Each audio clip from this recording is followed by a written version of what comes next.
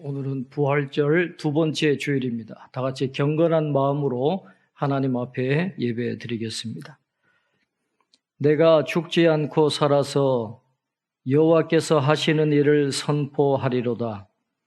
여호와께서 나를 심히 경책하셨어도 죽음에는 넘기지 아니하셨도다.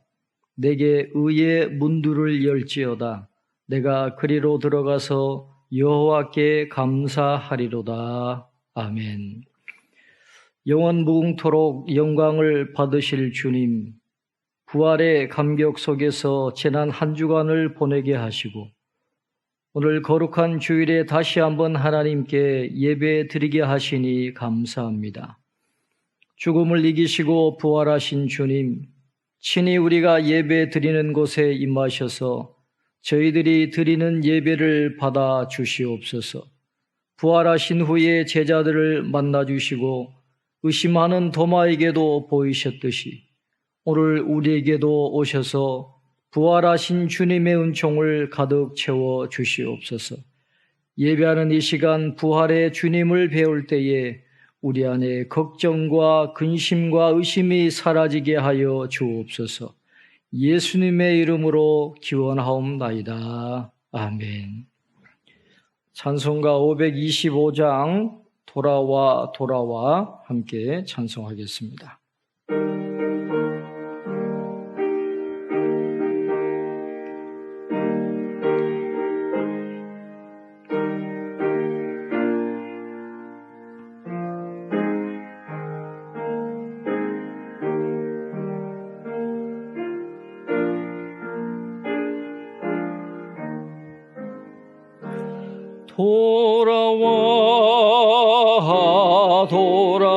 돌아와 마음이 고난이여 길이 참 어둡고 매우 험악하니 지불러 간자여 어서와 돌아와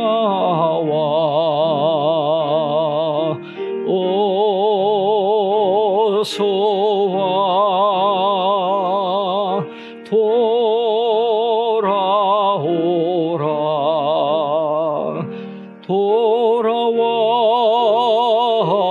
돌아와 해가 질 때까지 기다리고 계신 우리 아버지께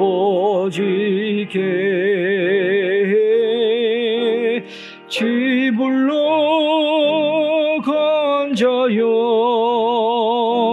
어서와 돌아와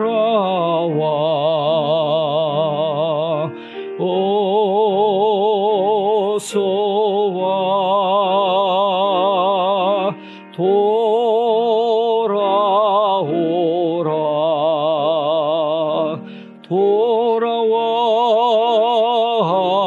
돌아와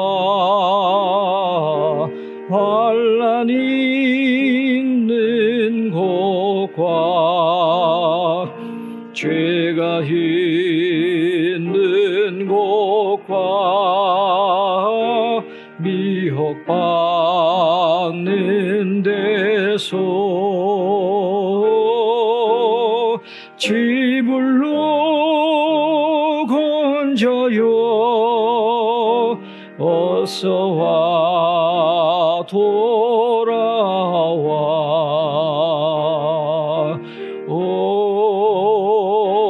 어서와 돌아오라 돌아와 집에 돌아오라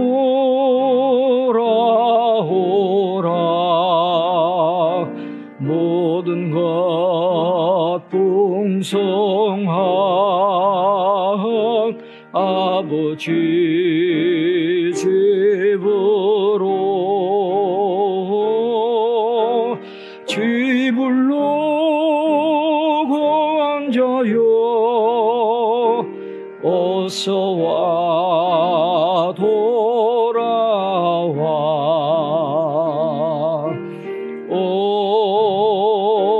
어서와 돌아오라.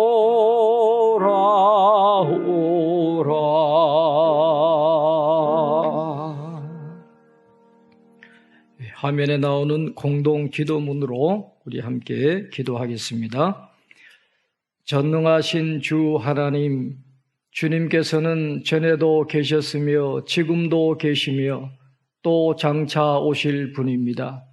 지극히 높으신 주님께 드리는 이 예배를 받으시고 우리의 기도에 응답하여 주시옵소서. 하나님을 떠나 이념과 이단, 분노와 편견으로 집단적으로 미혹된 사람들에게서 이 나라를 지켜주시고 선거 이후에 후유증이 없게 하시고 새롭게 세워진 국회의원들이 지역별, 세대별로 갈라진 민심을 하나로 묶는 역할을 감당하게 하시며 하나님을 경외하며 정직하고 신실한 의정활동을 하도록 도와주시옵소서. 신종 코로나 바이러스로 사랑하는 사람을 먼저 보낸 유가족들을 위로해 주시고 육체적, 정서적으로 고통받고 있는 이들에게 힘을 주옵소서. 신종 바이러스 확산이 속히 멈추어 일상의 삶이 회복되게 하시고 각 나라들이 이를 위해 서로 협력하게 하시고 치료약이 속히 개발되게 하옵소서. 한국 교회가 정결하게 되며 목회자들과 온 성도들이 오직 예수의 믿음으로 영적 대각성 운동이 일어나게 하옵소서. 주여 모든 두려움을 잠재우시고 우리들 안에 세상과 다른 정체성을 다시금 인식하고 두려움이 아닌 담대함을 갖게 하옵소서. 예수님의 이름으로 기도드립니다. 아멘. 오늘 우리에게 주시는 하나님 말씀은 구약 성경 이사야 31장 1절부터 9절까지 말씀입니다.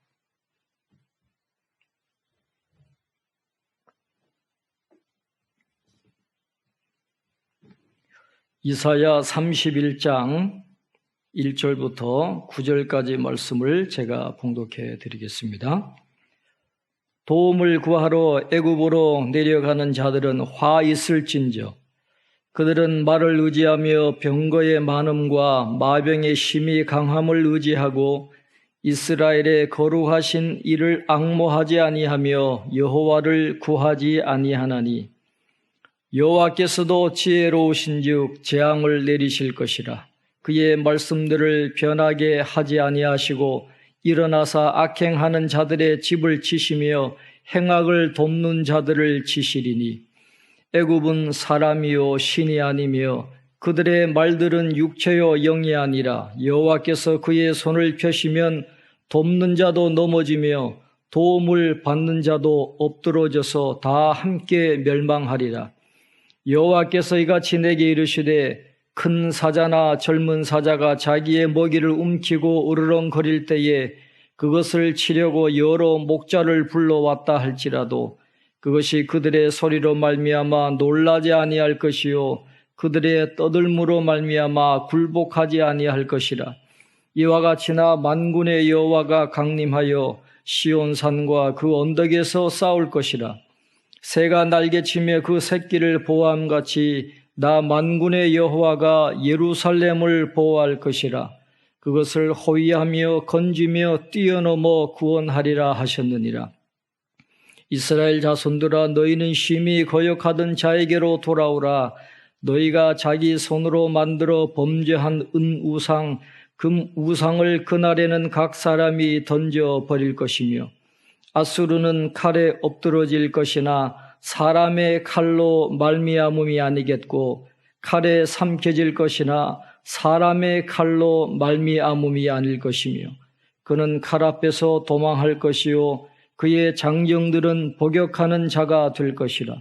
그의 반석은 두려움으로 말미암아 물러가겠고 그의 고관들은 기치로 말미암아 놀라리라. 이는 여호와의 말씀이라. 여호와의 불은 시온에 있고 여호와의 풀무는 예루살렘에 있느니라. 아멘.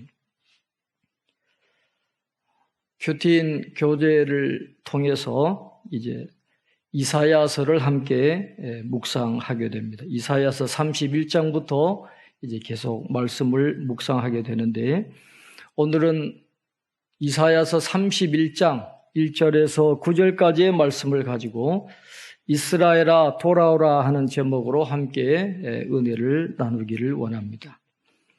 오늘 말씀해 주시는 교훈을 제대로 깨닫기 위해서는 오늘 말씀의 시대적인 배경을 먼저 알아보아야 합니다. 오늘 본문이 속해 있는 이사야서 28장부터 33장까지의 말씀에는 유다와 이스라엘을 향한 6개의 화신탁으로 구성되어 있습니다. 화신탁이라고 하는 것은 예를 들면 이런 겁니다.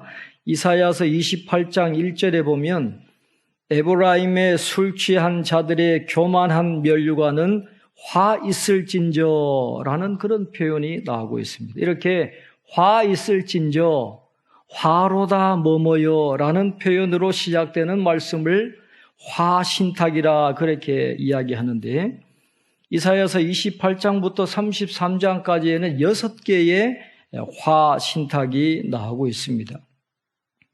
오늘 읽었던 이사야서 31장에는 그 6개 중에 다섯 번째 화신탁의 말씀이 나옵니다. 오늘 1절에 보면 도움을 구하러 애굽으로 내려가는 자들은 화 있을진저 그렇게 말씀하잖아요. 그래서 이 다섯 번째 화에 대한 말씀을 오늘 성경은 가르쳐 주고 있습니다. 누가 화 있을진저 그랬습니까?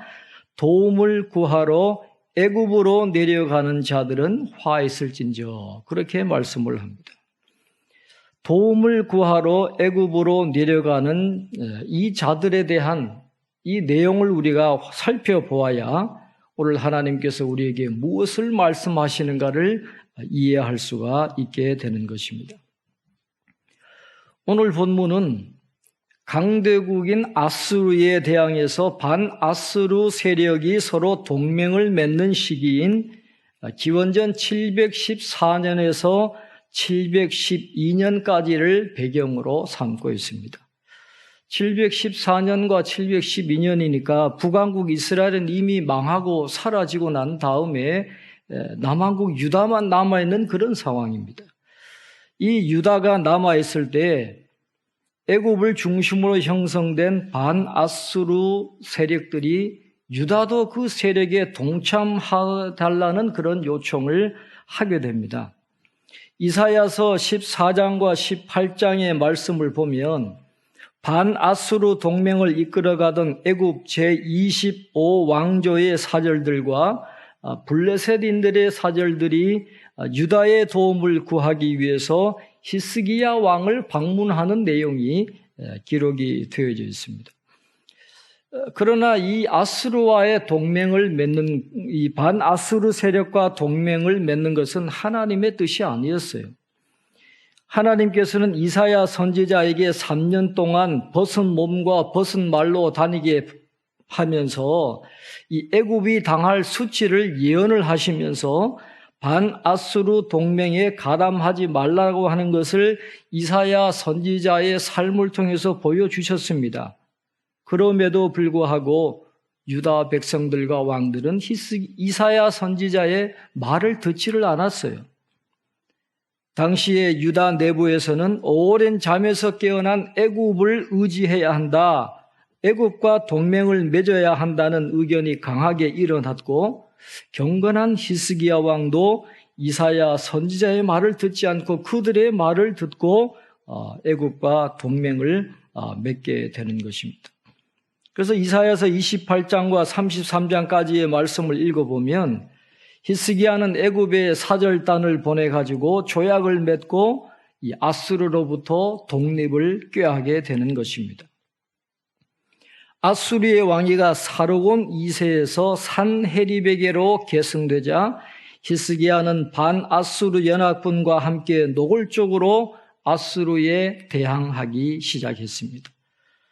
그러나 이렇게 하나님 몰래 애굽과 동맹을 맺는 것, 하나님의 뜻이 아니었습니다. 그래서 오늘 하나님께서는 이사야 선지자를 통해서 말과 병거가 많은 애굽을 의지하고 이스라엘의 거룩하신 이를 앙모하지 아니하며 여호와를 구하지 않는 유다 백성들에게 심판의 메시지를 선포하고 계시는 것입니다. 유다 백성들은 아수르의 위협 앞에서 이스라엘의 거룩하신 이보다는 애굽, 특히 말과 병거가 많이 있는 애굽의 마음이 이끌렸습니다.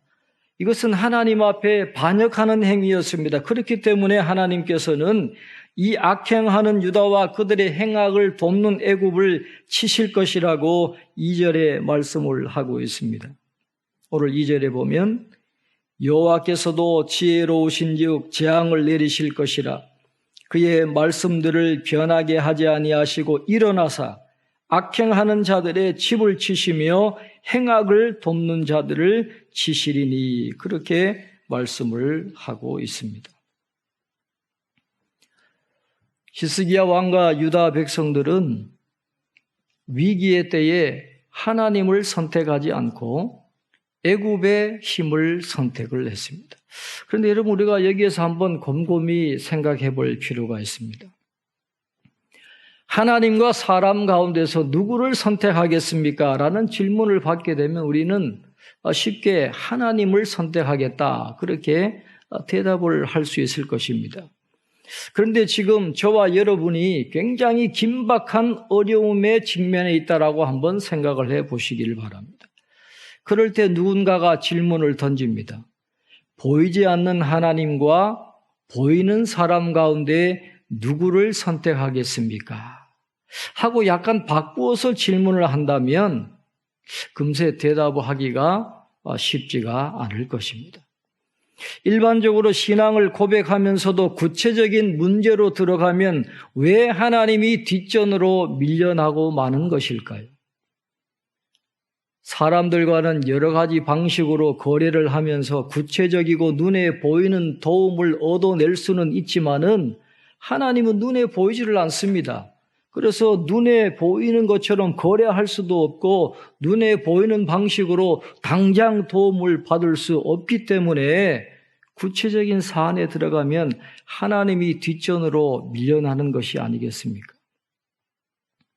우리는 우리가 원하는 방식대로 하나님이 도와주시기를 원하지만은 보이지 않는 하나님께서는 당신만 믿고 모든 것을 당신께 맡기라고 요구하고 계십니다. 그렇기 때문에 긴박한 어려움을 당할 때 하나님을 바랄 수 없는 듯한 어려운 상태라고 판단이 되면 선뜻 보이지 않는 하나님을 선택하기가 어렵다라는 것입니다. 당장 현실적인 위험에 노출되어 있는 사람들은 막연하게 하나님의 개입을 기다리기에는 너무 불안하니까 애굽으로 눈을 돌리게 된다라는 것입니다. 유다 백성들이 그렇게 했어요. 히스기야 왕도 당장 눈에 보이는 애굽의 세력에 마음이 갔습니다. 그러나 그런 선택을 하는 사람들에게 하나님은 오늘 본문 3절에서 이렇게 말씀하십니다. 애굽은 사람이요 신이 아니며 그들의 말들은 육체요 영이 아니라 여호와께서 그의 손을 펴시면 돕는 자도 넘어지며 도움을 받는 자도 엎드려져서 다 함께 멸망하리라. 그렇게 말씀을 합니다. 여기서 애굽은 모든 정치적, 군사적 의존을 상징하는 은유입니다. 그러니까 당시에 그 애굽이라고 하는 한 나라에 국한되는 것이 아니라 하나님 이외에 우리가 의존하는 모든 것들이 바로 애굽입니다. 우상이나 돈이나 권력이나 지식이나 명예나 때로는 자식들이 우리의 우상이 된다면 그 모든 것들이 다 애굽이 된다라는 것이죠. 그렇다고 한다면 오늘 이사야 선지자를 통해서 주시는 이 하나님의 경고의 말씀은 과거에 살았던 유다 백성들에게만 해당하는 말씀이 아니라 오늘 저와 여러분 모두에게 주시는 하나님의 경고의 메시지인 것입니다. 유다 백성들은 애굽이 아니라 이스라엘에 거룩하시니 그들과 언약을 맺으시고 신실하게 함께 하셨던 여호와 하나님을 의지해야만 했습니다. 왜 그렇습니까? 애굽이 그들을 지켜주지 못할 것이기 때문입니다. 하나님께서 그들을 지켜주실 것이고 절대로 버리지 아니하실 것이기 때문입니다. 하나님께서 유다 백성들을 지켜주실 것이라고 하는 그 사실을 오늘 이사야 선지자는 두 가지 은유를 통해서 설명을 하고 있습니다. 오늘 4절과 5절에 이렇게 말씀을 하시죠. 여호와께서 이같이 내게 이르시되 큰 사자나 젊은 사자가 자기의 먹이를 움키고 으르렁거릴 때에 그것을 치려고 여러 목자를 불러왔다 할지라도 그것이 그들의 소리로 말미암아 놀라지 아니할 것이요 그들의 떠들므로 말미암아 굴복하지 아니할 것이라. 이와 같이 나 만군의 여호와가 강림하여 시온산과 그 언덕에서 싸울 것이라. 새가 날개치며 그 새끼를 보호함같이 나 만군의 여호와가 예루살렘을 보호할 것이라. 그것을 호위하며 건지며 뛰어넘어 구원하리라 하셨느니라. 아멘. 사자처럼 강하신 하나님이 예루살렘을 보호하셔서 절대로 아수르에게 넘겨주지 않겠다라고 말씀을 하시는 거예요. 또 새끼를 보호하는 어미새와 같이 하나님이 예루살렘을 보호해 주시겠다라고 유다 백성들을 지켜주실 것이라고 그렇게 말씀을 하고 계시는 것입니다.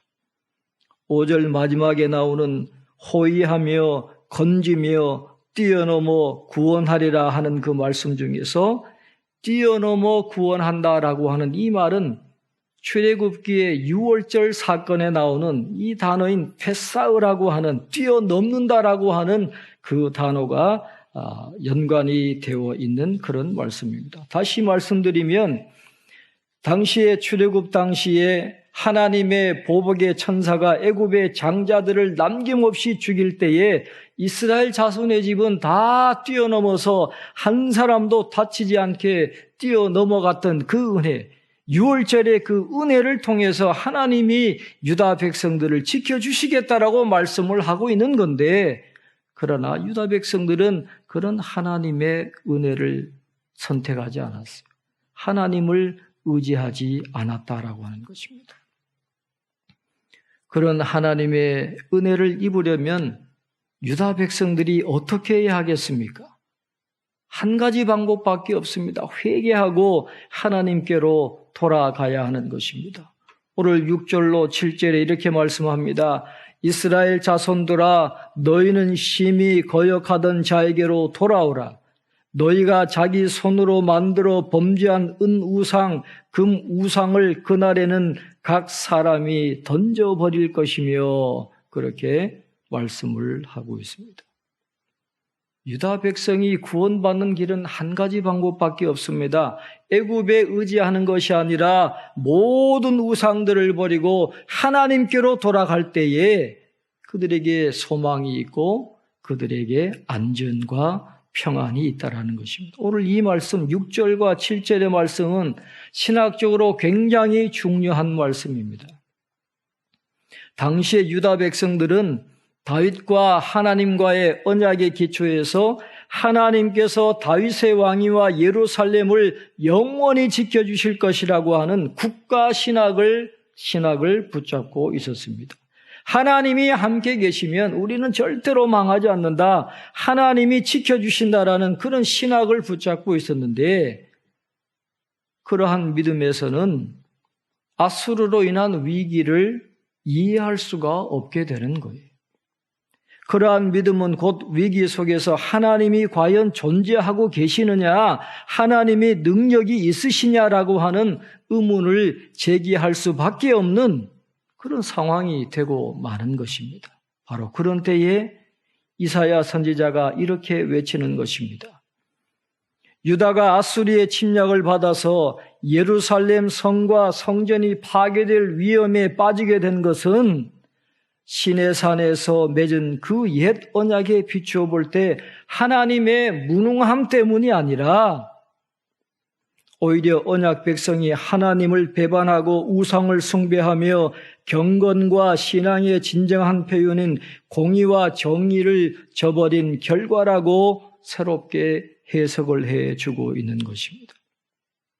다시 말씀드리면 아수리의 군사적인 침략은 야훼 하나님 여호와와의 언약을 깨뜨린 백성들에 대한 하나님의 주권적인 심판이고, 아수르는 유다를 깨끗하게 하기 위한 하나님의 심판의 도구에 불과하다라는 것입니다. 그래서 이사야 선지자는 국가적인 재난과 비극 앞에서 올바른 신앙에 입각한 새로운 해석을 제시하므로 비극으로 말미암아 유다 백성들의 야훼 신앙이 파괴되는 것을 막는 중요한 역할을 지금 감당하고 있는 것입니다. 하나님의 무능함 때문에 그들이 무너진 것이 아니다라는 것이죠. 아수르로 인한 위기는 이스라엘이 시온산에 거하시는 하나님께 의존할 경우에만 해소될 수 있습니다. 선지자가 외쳤던 말씀처럼 그들이 숭배하는 온갖 우상들을 제거해야만 해방이 이루어지게 된다는 것입니다. 이스라엘이 하나님께로 온전하게 돌아가기만 하면 아수르는 하나님에 의해 멸망당하게 될 것입니다. 오늘 8절에 보면 그 아수르의 멸망이 사람의 칼로 말미암음이 아니라라고 했습니다. 아수르의 군대가 약해서 무너지는 것이 아닙니다. 아수르 군대가 강하고 힘이 있지만 그러나 인간의 힘을 초월한 신비한 하나님의 힘에 의해서 아수르 군대가 무너지게 될 것이라는 겁니다. 그 결과 그들의 최정예 군사들이 외국으로 끌려가서 노예로 복역하게 되는 비참한 일들이 일어나게 될 것을 오늘 성경은 말씀을 하고 있는 것이죠. 오늘 말씀을 보면 이스라엘에게 찾아온 위기의 이유는 아수르가 아니라 은 우상과 그 무상을 자기 손으로 만들며 그것을 숭배한 유다 백성들 때문이었다는 것을 알 수가 있습니다.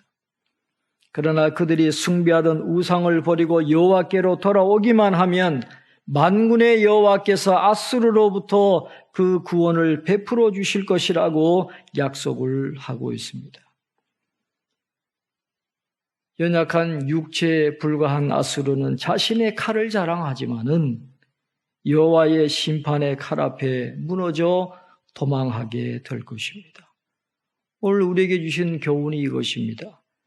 꺼지지 않는 여호와의 불이 그 어떤 대적도 우리를 해치지 못하도록 지켜주신다라는 것입니다. 그래서 우리가 할 일이 무엇입니까? 우상을 버리고 주께로 돌아가는 것임을 오늘 성경은 우리에게 말씀을 하고 있는 것입니다. 이제 말씀을 맺겠습니다. 예루살렘의 배반을 심판하시는 하나님은 그들을 영원히 버리지 아니하셨어요.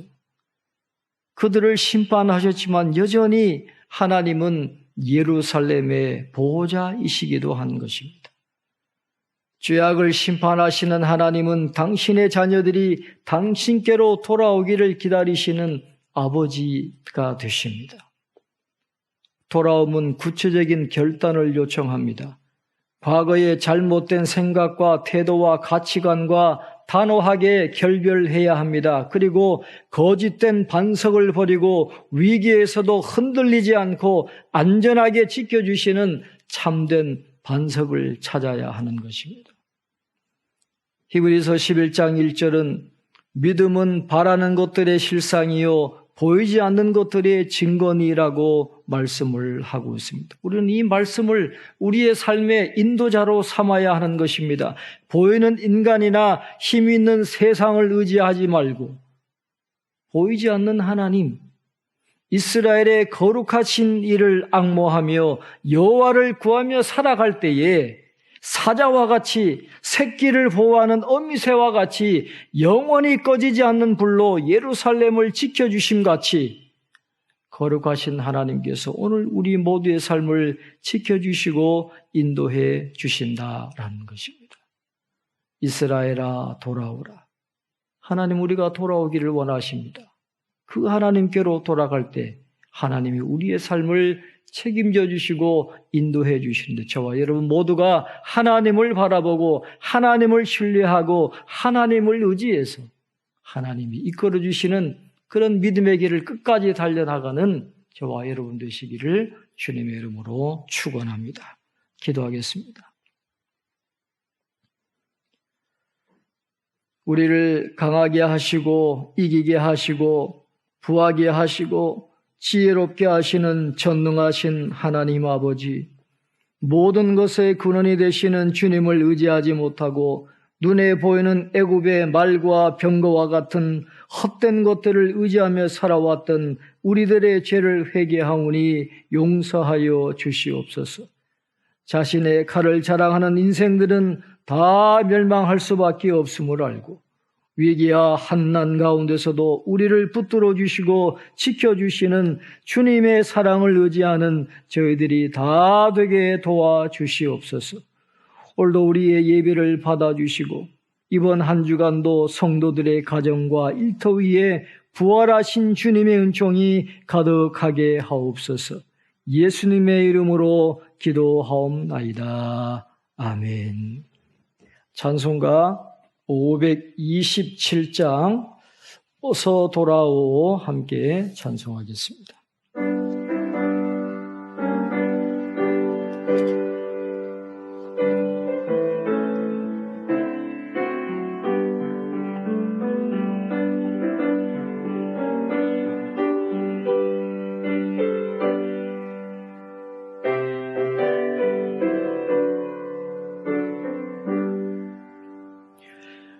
어서 돌아오 어서 돌아마오 지은 죄가 아무리 무겁고 크기로 주 얻지 못 담당하고 못 받으시리요. 우리 주의 넓은 가슴은 하늘보다 넓고 넓어. 어서 돌아오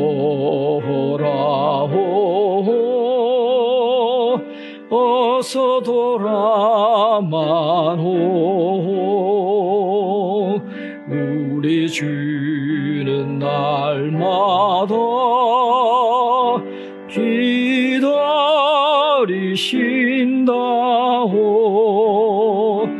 밤마다 문 열어놓고 마음 졸이시며 나간 자식 돌아오기만 밤새 기다리신다오.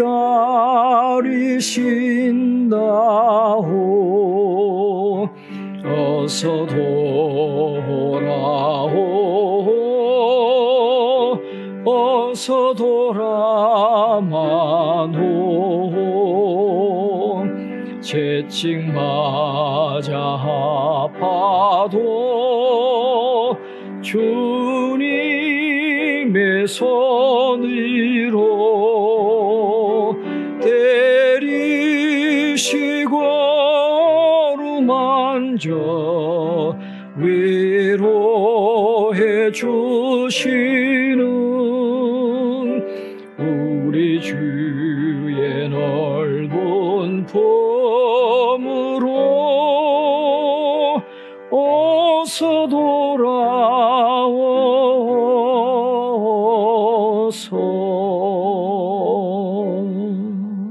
아멘. 축도함으로 예배를 마치겠습니다.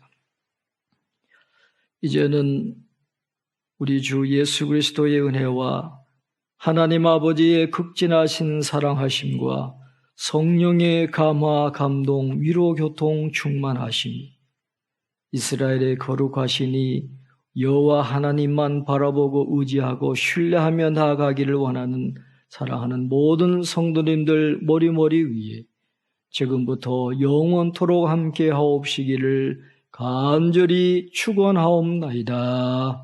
아멘.